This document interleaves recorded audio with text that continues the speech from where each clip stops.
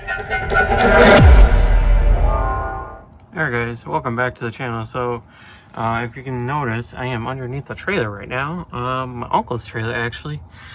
Fixing this cross beam for him. Well, the axle tube, I should say. Well, it is more of a cross beam since the metal is just the holding up the ends.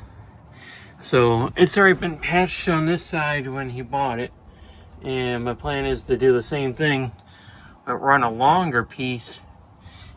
And so when you drop the trailer down, the wheel goes in like this. Since this, I don't know if you can tell, but it's a little bent, but when you put the weight on it, it actually goes like this. I can't really show you exactly, but the point is it bends in, you know, down right here in the middle, right here, since there's no structural tubing anymore. So what I'm not using that, but I'm using L channel I'm gonna use that. Push it up first. I'm prepping this area. I just got back. I had to run back home, get some batteries and something to drink, and take a lunch break, and get another jack stand to hold this up while I'm doing this. So this trailer sits super low. I can't get underneath without this jack or that.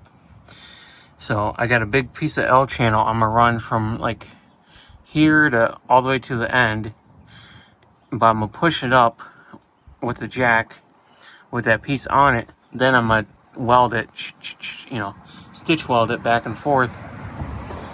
Then I'm probably gonna do the same on the other side. This side, well, that side I should say, and have it sitting like this.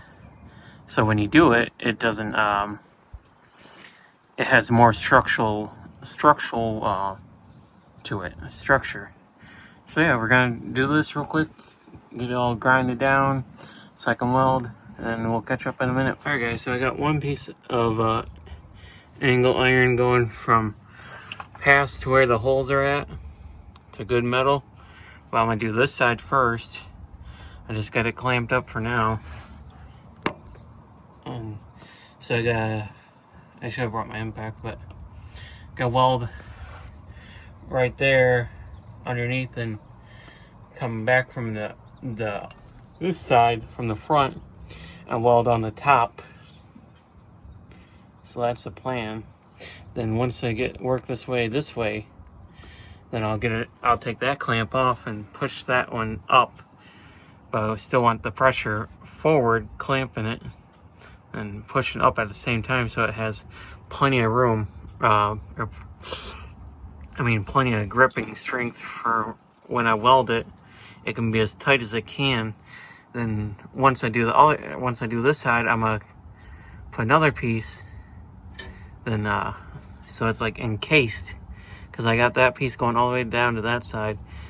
So yeah, I'll get the welding machine going, and we'll see you when I get some tack welds on it. All right, here we go. Turn the fuel on. Hopefully this thing starts. Carb adjusted. Nope. Okay. Little magic sauce in a can, and this should start it.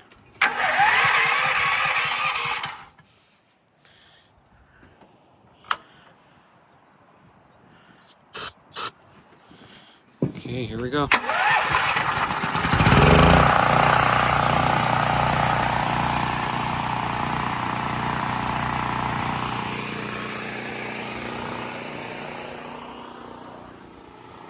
All right, we're gonna let that run for a minute or two.